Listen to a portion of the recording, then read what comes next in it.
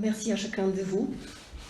Nous sommes en communion avec ceux qui sont maintenant à la cathédrale, unis pour les obsèques d'une amie, d'une dame qui s'est beaucoup investie, aussi bien pour nos frères et sœurs que pour le patronage, pour le camp.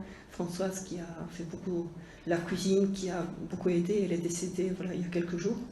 Je demande à l'Esprit Saint de toucher nos cœurs pour que chacun de nous puissions, comme elle, faire un chemin spirituel. Ce qui est proposé chaque année ici pendant le Triduum, pendant les enseignements, c'est plutôt pas un sens théologique, mais comment entrer dans une liturgie. C'est tout simplement vous donner des clés pour que ce que vous allez vivre pendant la liturgie avec nous, vous puissiez le comprendre davantage et passer de la tête au cœur. Alors, tout d'abord, je vous propose un peu à la manière ignatienne quelques indices. Comment y entrer? Alors, se disposer à y entrer avec tous les sens. Les 5 sens qu'on connaît, odorat, oui, lui, la vue, le toucher, le goût, et aussi le 6e sens que souvent les gens ignorent. Pour moi, c'est le sens de Dieu, le sens spirituel. Ensuite, je vais vous dire un tout petit peu plus qu'est-ce qui se passe pendant nos liturgies de Jeudi Saint. C'est une très longue soirée, très longue journée. Ensuite, quel message on peut en tirer? Chaque année, ce message, il peut s'approfondir, il peut être un peu différent, mais il y a toujours quelque chose qui revient. Et aussi, peut-être quelle grâce pouvons-nous demander? Les jésuites, ils proposent toujours en début d'une prière d'y entrer avec tout notre être, avec notre intelligence, avec notre mémoire, avec nos désirs, notre volonté, mais aussi avec notre corps, avec tous nos sens. Et aussi au début d'une prière, demander une grâce.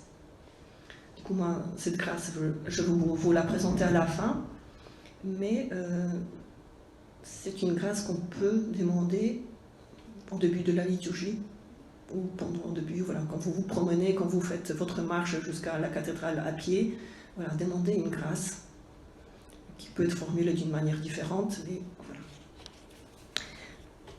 voilà. Alors, dans un premier temps, comment se disposer avec tous nos sens, avec notre corps, pour bien vivre nos liturgies du Jeudi Saint? Alors, tout d'abord, comment disposer notre odorat? Il y aura de l'encens. Nous allons pouvoir peut-être sentir aussi le parfum de la cuisine, peut-être le parfum de la voisine. Il y a des femmes, des hommes qui mettent un peu plus de parfum. Quelquefois ça nous dérange, quelquefois ça peut nous aider, puisque nous pouvons nous rappeler l'onction de Jésus à Béthanie. Il y avait 2 onctions, il y avait celle qui était faite par Marie et celle qui était chez Simon le lépreux. Il y avait une femme qui a oint la tête de Jésus, l'autre qui a oint les pieds de Jésus. À chaque fois, c'était un flacon de parfum très puissant. Souvent, ce parfum, les filles, elles le gardaient pour le jour de leur mariage. Du coup, il y a ce geste qui est très marquant. Et en même temps, si on met tout un flacon de parfum puissant sur la tête, les cheveux sont imprégnés, la peau est imprégnée, encore les vêtements sont imprégnés. Du coup, que tout ce parfum nous fasse penser aussi à cette onction de Jésus. Et peut-être aussi que c'est cette femme qui a lavé les pieds de Jésus, qui les a essuyés avec ses cheveux, ses larmes, que peut-être c'était elle qui a inspiré à Jésus ce geste de lavement des pieds à ses disciples. Peut-être qu'il a été touché par cette humilité, par cette reconnaissance de cette femme. Il s'est senti profondément aimé et il voulait faire expérimenter cet amour humain à ses disciples. Du coup, juste l'odorat peut nous aider à entrer dans un sens très profond. Ensuite, ce que nous entendons, lui, je vous propose de temps en temps fermer les yeux. Surtout si vous entendez bien, parce que si vous avez du mal à entendre, il vaut mieux suivre le texte sur la feuille.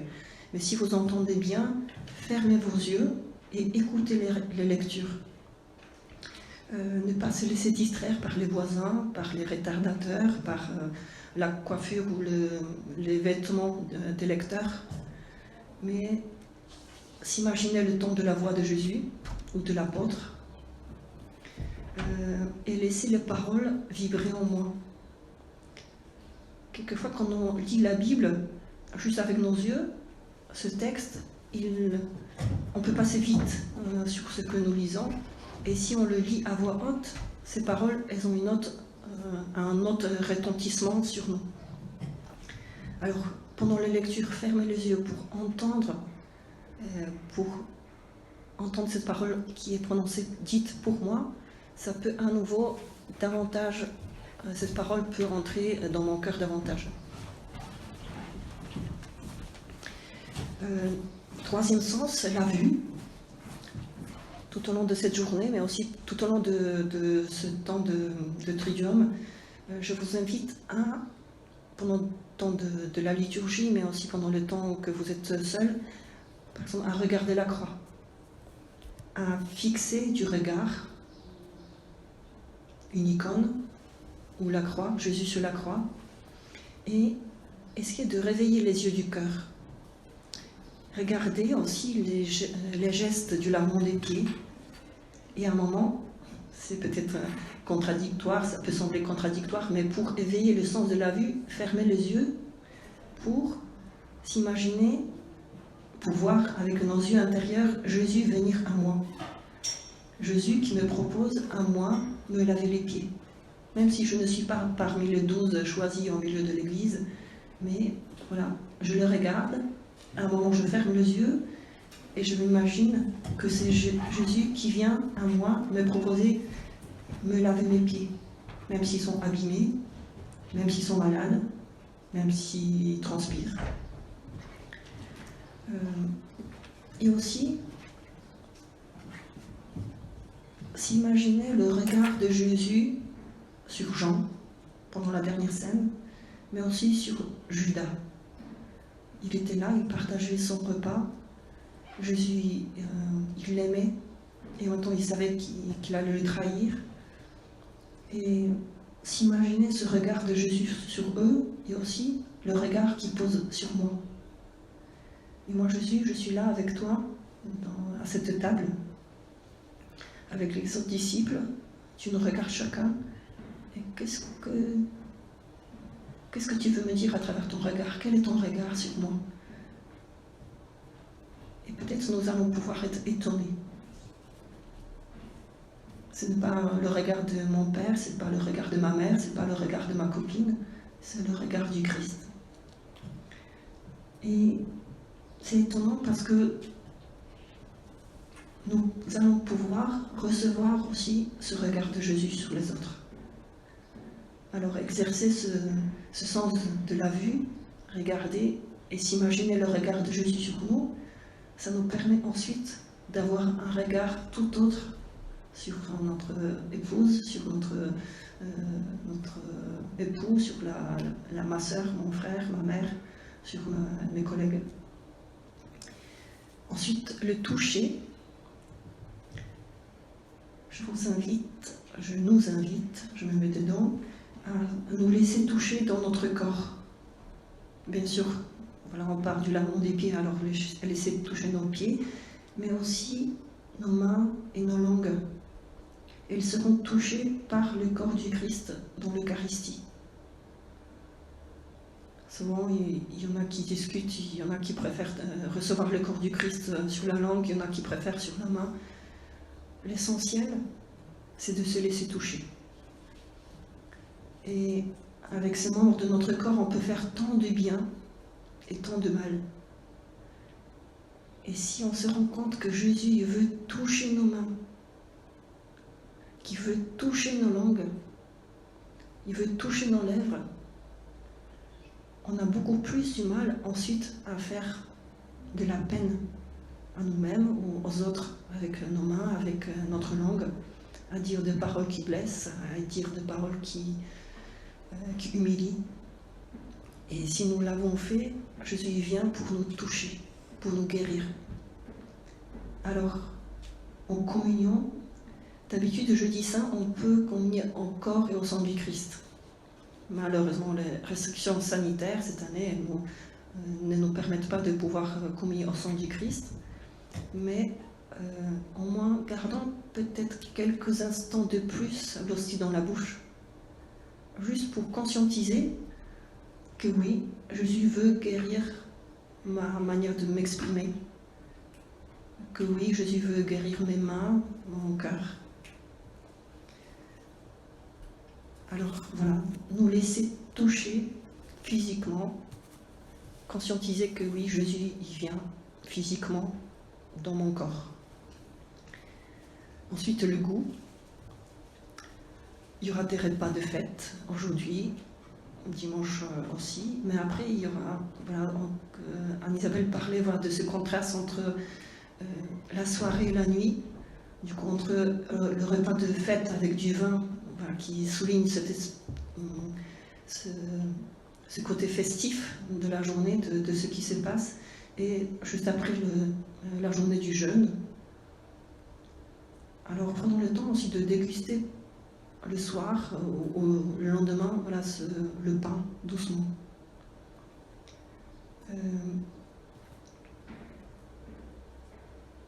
Quand nous gardons l'hostie pendant jeudi saint un peu, quelques instants de plus, c'est pas tellement le goût qui va faire quelque chose, mais se dire que Jésus il est devenu tellement humble que de se donner comme pain à nous, parce qu'il veut être en nous, en moi. Peut-être pendant le repas du soir, certains comme...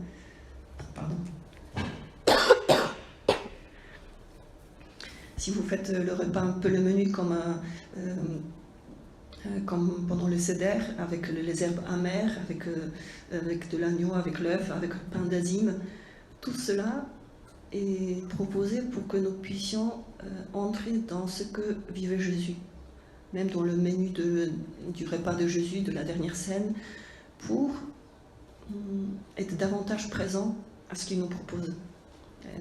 Du coup, tout ça, c'est juste une petite aide pour entrer dans quelque chose qui est beaucoup plus profond. Mais profitons de ces aides-là. Et ensuite, il y a ce sens, sixième sens, il y a ce sens spirituel qui s'ouvre quand on le demande au Seigneur. Quand on demande au Seigneur du passer du matériel à ce qui compte réellement, à ce qui est spirituel, à ce qui est un grand mystère. Nous percevons alors que nous sommes faits à l'image de Dieu, que nous sommes sur un chemin de sanctification, que nous cherchons à retrouver la ressemblance perdue. Le sens spirituel nous permet de comprendre que devenir comme Dieu n'est plus une tentation. Le Satan, le serpent dans le jardin d'Éden, disait prenez de ce fruit, de cet arbre de connaissance de bien et du mal, et vous allez être comme Dieu. Il suggérait comme si on n'était pas, on était déjà créé à l'image et ressemblance de Dieu. Mais maintenant, même cette expression, vous allez devenir comme Dieu, n'est plus une tentation, surtout de ceux qui confondent Dieu avec le rêve de la toute-puissance. Mais c'est un appel intime à ne pas monter les marches d'une hiérarchie dans l'Église, d'une hiérarchie de la perfection, mais de descendre dans l'humilité, dans le service, dans l'abandon qu'a vécu Jésus. C'est ce geste de lavement des pieds, ce geste que nos parents ont exercé pour nous quand on était tout petit, quand nous exerçons envers le membre de notre famille, ce geste d'humilité chaque jour, c'est cela qui fait de nous que nous sommes vraiment à l'image de Dieu. Puisque Jésus, il est comme ça, en faisant ce qu'il fait, nous sommes davantage à l'image de Dieu. Alors voilà, tout ça c'était tout simplement comment entrer dans nos liturgies avec tous nos sens. Odorat, l'huile, la vue, le toucher, le goût, Voilà, ce sens spirituel, demander à Dieu voilà, d'ouvrir nos yeux, nos oreilles intérieures. Maintenant, un tout petit peu, qu'est-ce qui se passe pendant nos liturgies du jeudi saint? Surtout le soir. Alors, oui, pendant la scène, il y a le dernier repas de Jésus avec ses disciples, avec les adieux. Et ce que nous ignorons souvent, c'est que ce que disent les évangélistes Matthieu et Marc et Luc, le repas de Jésus, la dernière scène, ils le mettent dans un petit paragraphe comme ça, peut-être d'une demi-page, ça dépend qui. Et Saint Jean, il l'écrit en plusieurs chapitres. Tout le repas, la dernière scène, chez Saint Jean, c'est le paragraphe 13. Pardon, c'est le chapitre 13, chapitre 14, 15, 16, 17. Tout ça, c'est que l'enseignement de Jésus du jeudi saint pendant le repas. On voit que Jean, il était là à côté, qu'il était attentif à ses paroles, qu'il n'a pas retenu que l'institution de l'Eucharistie, mais toutes les paroles, c'est comme un grand testament de Jésus. C'est pourquoi la liturgie de la parole, voilà, elle est raccourcie, elle est juste concentrée sur l'institution de l'Eucharistie, mais nous pouvons même, pendant la nuit d'adoration, reprendre ces chapitres. Du chapitre 13 jusqu'au chapitre 17 de l'Évangile selon Saint Jean. Mais je vous en parle surtout pour être attentif à la liturgie de la parole, pour écouter les paroles. Le Seigneur, pendant ce jeudi saint, il veut nous transmettre quelque chose d'important. C'est pourquoi on ferme les yeux, on ouvre les oreilles, on ouvre les yeux du cœur. Ensuite, il y a le lavement des pieds. Souvent, on l'appelle aussi sacrement du frère. C'est ce sacrement que nous essayons de vivre au quotidien, que nos mamans, que ceux qui prennent soin de nous mettent en pratique chaque jour. Et ensuite, il y a l'institution de l'Eucharistie, où Jésus se rend présent dans le pain et le vin. Et cela, c'est très important parce qu'il nous dit tout simplement qu'il veut se donner en nourriture. Et ce geste, voilà, quand les mamans changent les couches, ou quand on s'occupe de nos parents âgés, quand on prend soin d'eux, quand on les lave, quand on soigne leurs blessures, voilà, c'est aussi se donner en nourriture. Ensuite, pendant cette liturgie, il y a un temps très peu visible, mais en tout cas ça se fait, on voit les mélodies qui changent, c'est la trahison de Judas, et ensuite on passe à la fin de la messe devant le tabernacle, on fait une petite procession pour marquer que nous passons à Gethsémani. Et à Gethsémani, on voit davantage encore ce que ça veut dire être grand prêtre. Parce que être prêtre, déjà dans l'Ancien Testament, c'était d'être quelqu'un qui intercède pour son peuple, quelqu'un qui prie pour son peuple. Et dans tout le chapitre 17, on voit que Jésus dit désormais je ne suis plus dans le monde, mais eux, il parle de nous, de ses apôtres, eux ils restent dans le monde, tandis que moi je vais vers toi, Père Saint, garde-les en ton nom que tu m'as donné. Je prie pour qu'ils soient un, comme nous sommes un. Et ensuite il dit, je ne prie pas seulement pour eux, mais aussi pour tous ceux qui croiront à leurs paroles. Du coup, pendant tout ce temps à Gethsémani, Jésus, il prie. Et il y a une magnifique, longue litanie de prières où nous prions pour les Juifs, pour les païens, pour les peuples dans la nuit des idéologies totalitaires. Nous prions pour ceux qui sont persécutés, ceux qui se cachent pour prier. Nous prions pour les bourreaux, pour ceux qui persécutent, pour ceux qui sont assassins, pour ceux qui volent, qui abusent. Nous prions pour ceux que nous n'aimons pas encore assez et ceux qui ne nous aiment pas. Nous prions pour les malades, les souffrants, les agonisants, pour ceux qui veulent mettre fin à leur vie. Nous prions pour les prostituées, pour ceux qui sont sous l'emprise de la drogue. ou d'autres substances, pour les pauvres, pour les sans-abri, pour les migrants, pour les travailleurs de la nuit. Et on voit Jésus, c'est vraiment, ce sont deux frères qui chantent cette longue prière. Et voilà, le fait que ce soit la voix d'homme qui chante, on voit ce Jésus prier. Ensuite, c'est vers minuit, il y a le chant. Jusque-là, il y a encore les fleurs devant le tabernacle. On sent qu'on est quand même dans le jardin, même si peut-être on n'aura pas beaucoup d'oliviers, mais c'est quand même un jardin.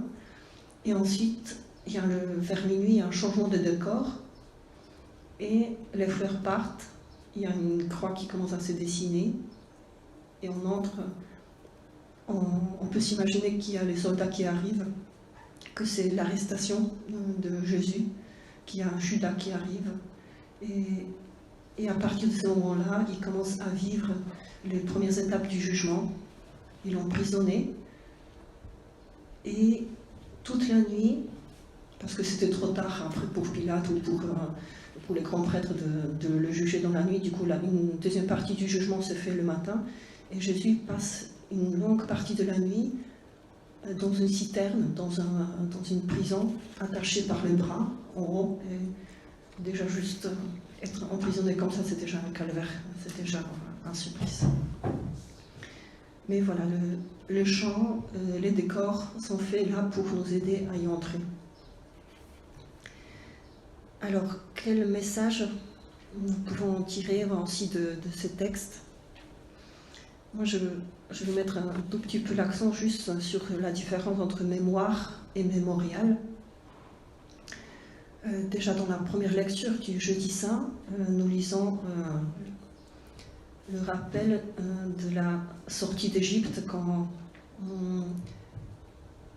le Seigneur demande de marquer les poteaux de maison avec le sang de l'agneau.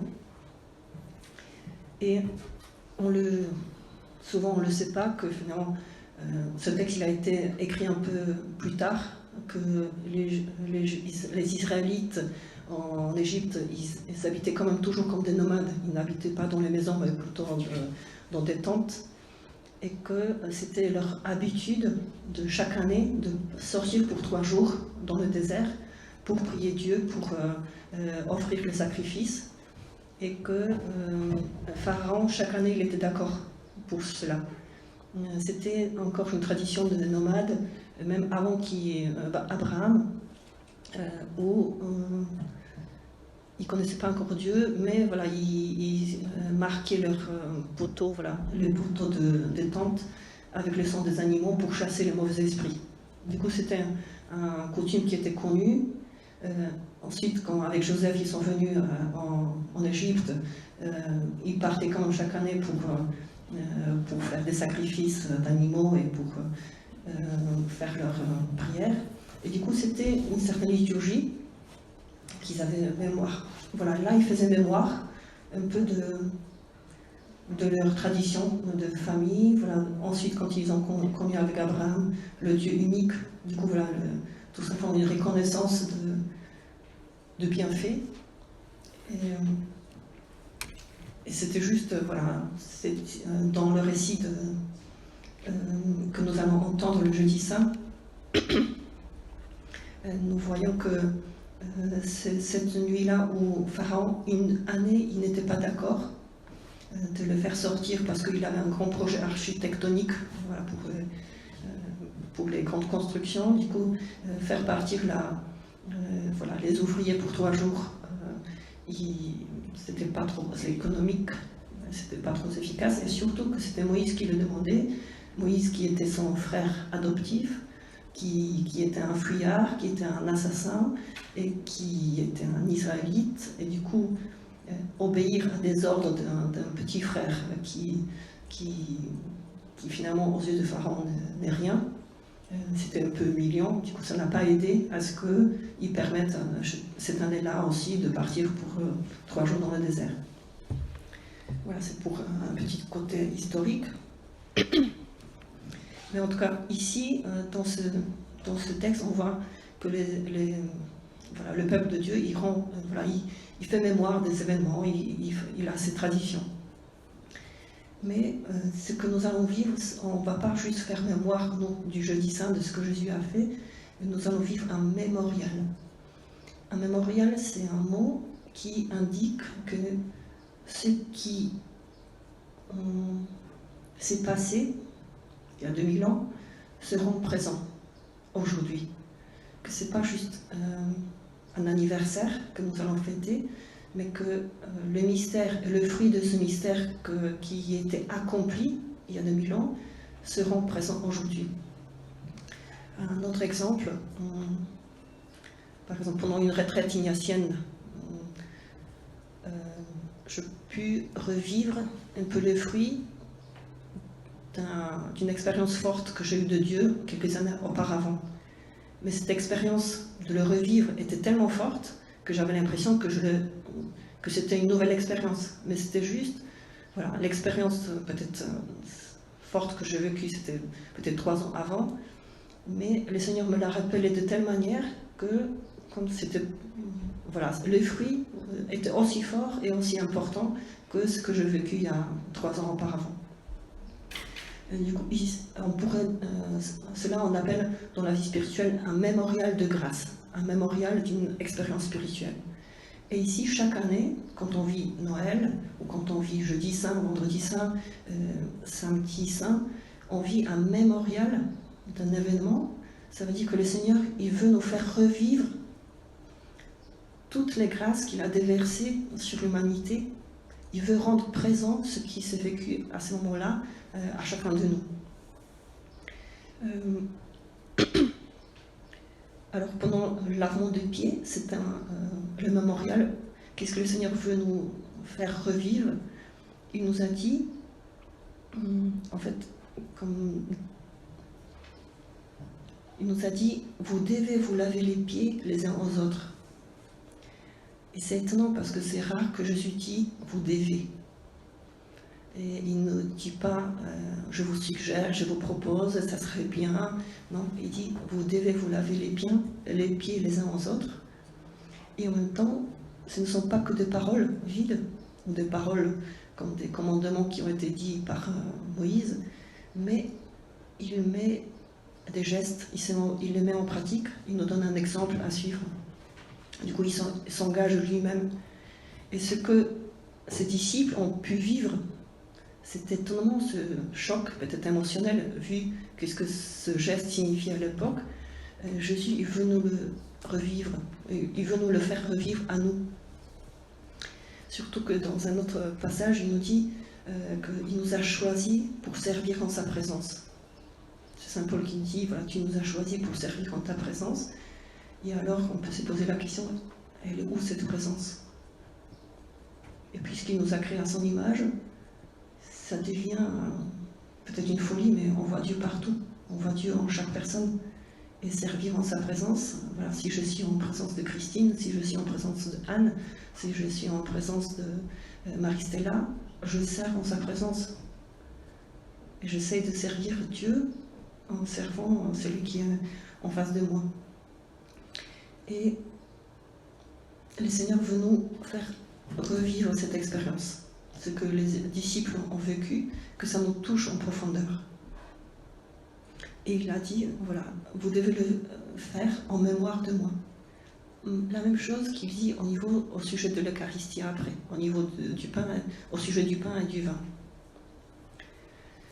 Voilà, après le partage du pain, du corps du Christ, après le partage de vin, il nous dit à nouveau la même phrase, faites ceci en mémoire de moi. Et cette phrase, elle était dite aussi pour... voilà, en Égypte, pour les poteaux, quand il fallait les marquer du sang de l'agneau, c'était aussi « faites ceci en mémoire de moi ». Mais on voit la différence au niveau de fruits.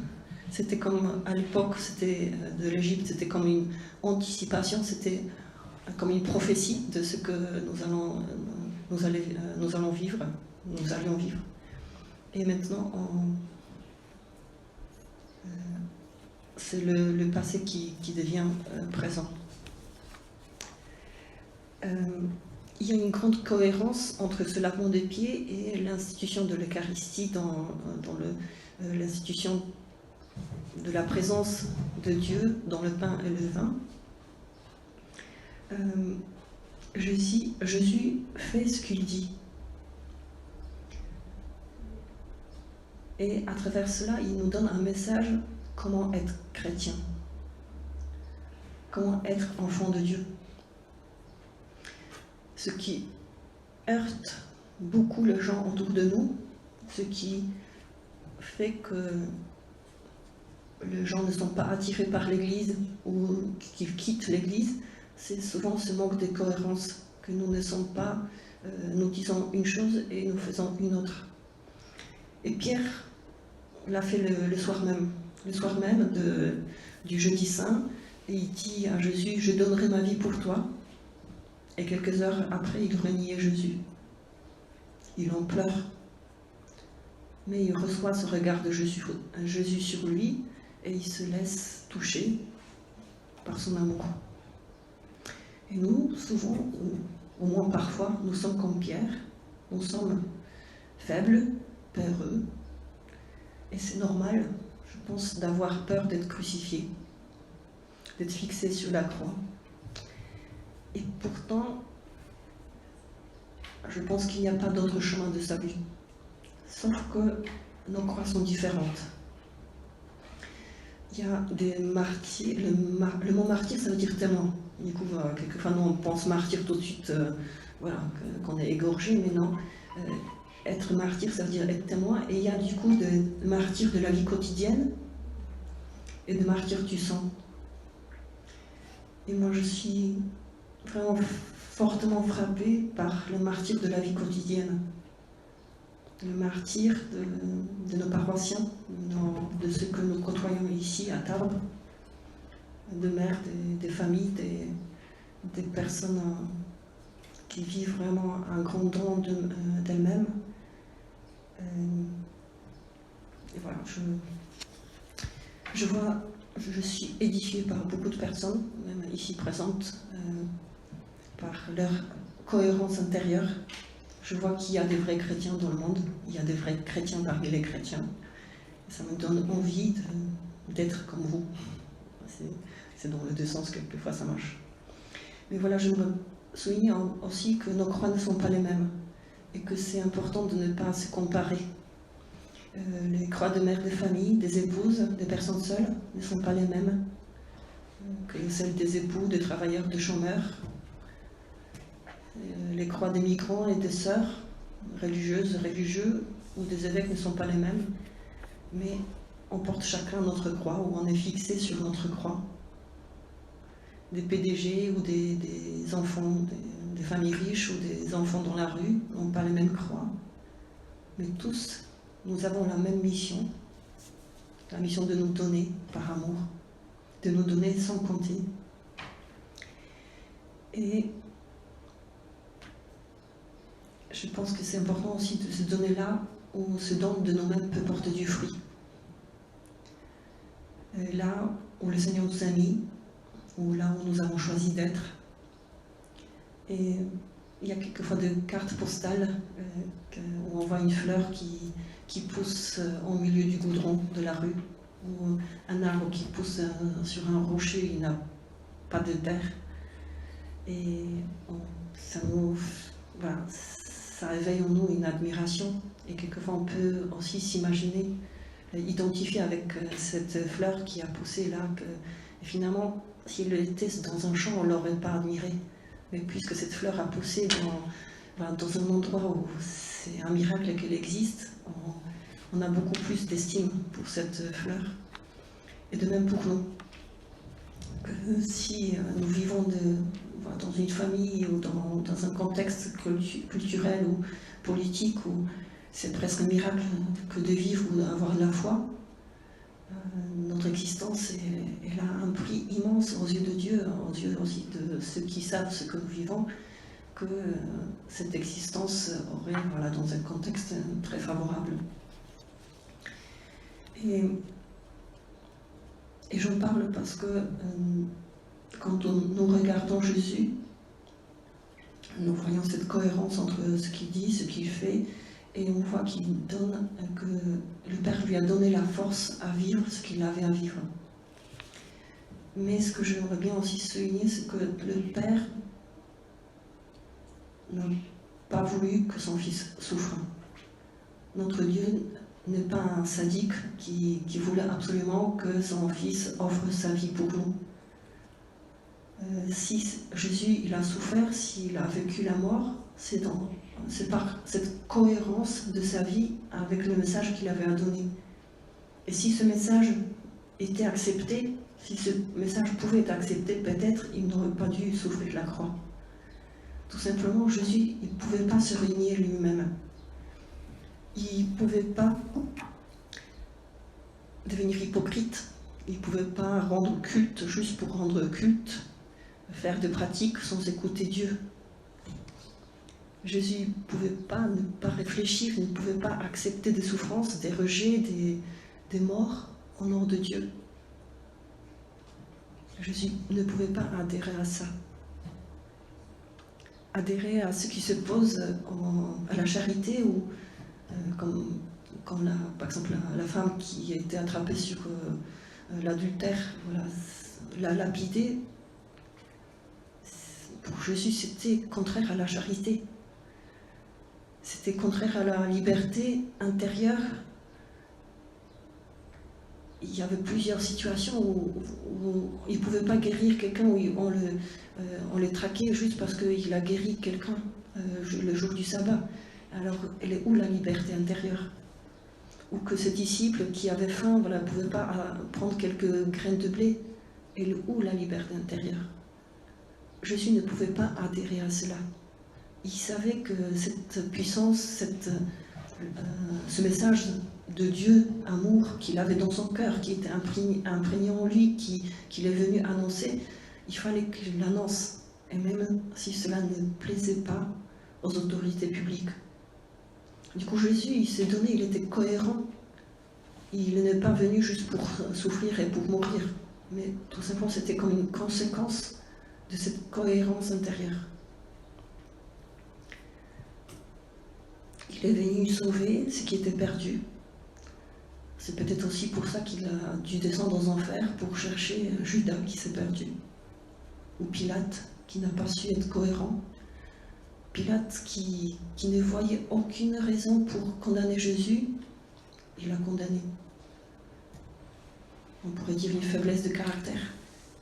Mais pour Jésus, même Pilate, il était un enfant perdu qu'il fallait chercher.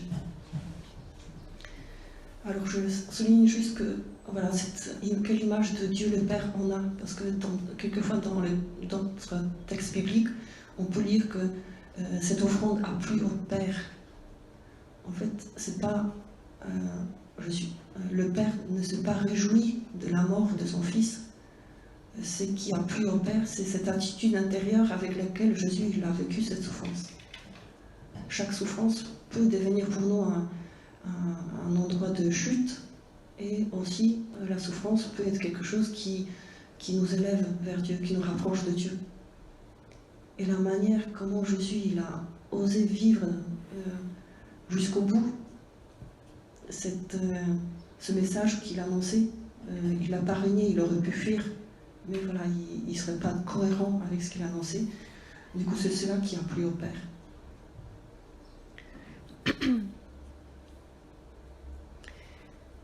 Et Jésus demande dans sa prière à la fin de ce jeudi saint, à la fin du repas, encore avant de partir à Gethsémani, dans la prière au chapitre 17, que aussi le jeudi saint on va le chanter avec les sœurs,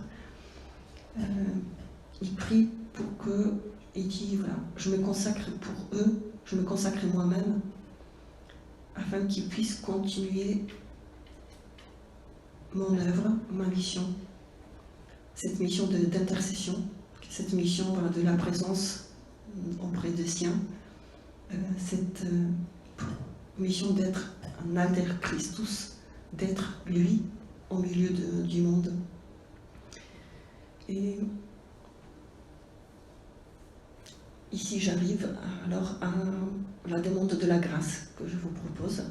On peut le dire en 3 mots. Du coup, c'est un mot que je disais déjà souvent, c'est la cohérence. Un autre mot, c'est d'être un, d'être unifié intérieurement. Comme Jésus, dans cette longue prière, dans le chapitre 17, il parle qu'il soit un. Comme moi et toi, Père, nous sommes un. Et aussi, Jésus, parfois, il nous faisait un reproche. Je me souviens d'un reproche où il dit « Vous n'avez encore rien demandé en mon nom ». Souvent, on fait des demandes, mais est-ce que c'est au nom de Jésus? Qu'est-ce que ça signifie? Est-ce que c'est vraiment en accord avec le désir profond de Jésus? Qu'est-ce que Jésus voudrait vraiment pour nous? Qu'est-ce que Jésus voudrait vraiment pour Anna? Qu'est-ce qu'il voudrait pour Clara? Qu'est-ce qu'il voudrait pour Pia Magdalena? Et je me souviens, j'étais à Montréal et je me suis posé cette question-là. Et il y a quelqu'un qui est venu vers moi, mais avec une évidence, avec un sourire, mais c'est évident. Demande à Jésus qu'il te donne son cœur. Alors il y a quelque chose, de coup, pour moi c'est la même chose, de demander à Jésus de dilater mon cœur, de me donner son cœur, et comme ça je deviens cohérente, je deviens un avec le Père, je deviens un avec ceux qui sont à mes côtés. Et à ce moment-là, quand on reçoit le corps du Christ à la messe, quand nous disons Amen, ce Amen devient un vrai engagement. Ce corps du Christ que je reçois, je suis appelée à le devenir, à l'être pour les autres. Amen, ça veut dire oui, je crois et je le veux. Jésus me donne son corps, il me donne son sang, il me donne son cœur. Et à moi, oui ou non. Oui du bout de langue ou oui du plus profond de mon cœur. Alors, voilà. Je propose de demander dans un moment de silence cette grâce d'une cohérence intérieure, de nos pensées avec nos paroles, de nos paroles avec nos gestes, de nos gestes avec un engagement qui dure,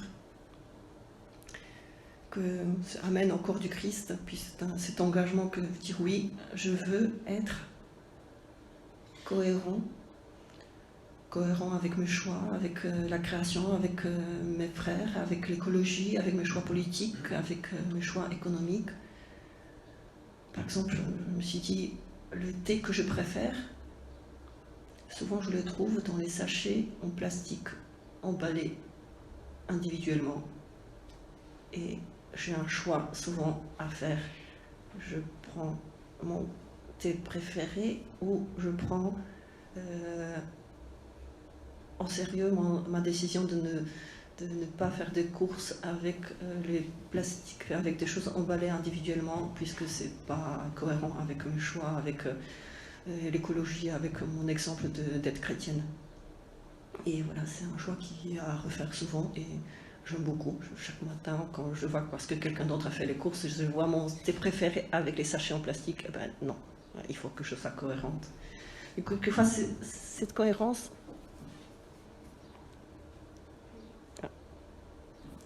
quelquefois cette cohérence, elle est dans le petit geste, dans le petit détail, mais ça me donne autant de joie que de combat.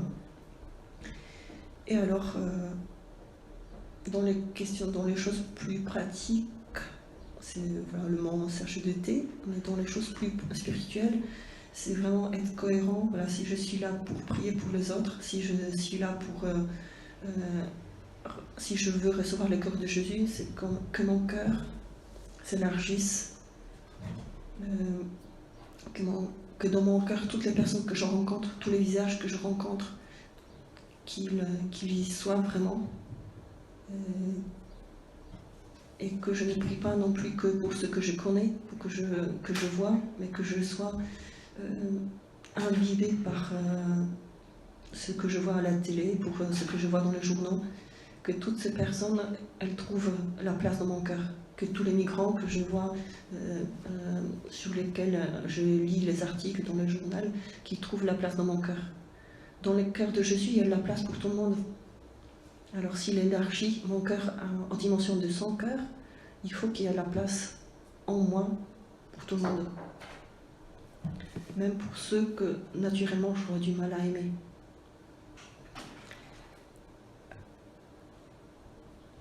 Oui, le cœur de Jésus, si on le demande, qu'il nous le donne, c'est un cœur qui est blessé.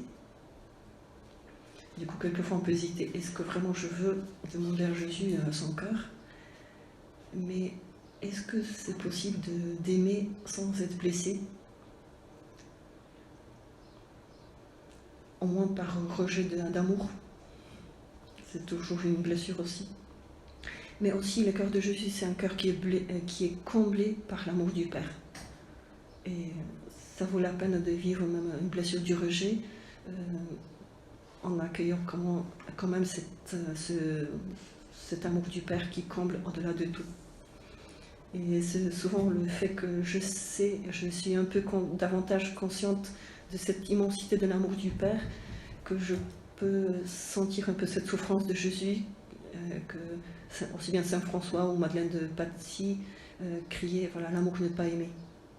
Et finalement, je suis comblée de cet amour, je le vois, je le perçois, et en même temps je vois à quel point voilà, il n'est pas reconnu pour ce qu'il est. Et voilà, finalement, c'est une immense joie que nous vivons et en même temps une déchirure. Voilà, à la fois une joie et à la fois une souffrance. Mais je crois qu'il n'y a pas de plus grande joie quand même et ça vaut la peine. C'est pourquoi je vous invite à demander cette grande grâce au Seigneur de nous donner son cœur, d'être cohérent comme lui, d'être un avec les autres, d'être un avec le Père.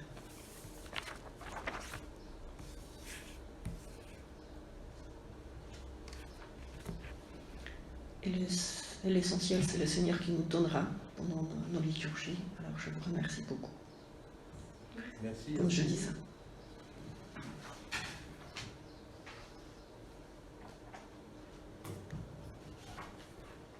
Est-ce quelle heure vous pensez que ce sera terminé? Le soir? Non, là, Maintenant. C'est fini là, et après il y a le prochain.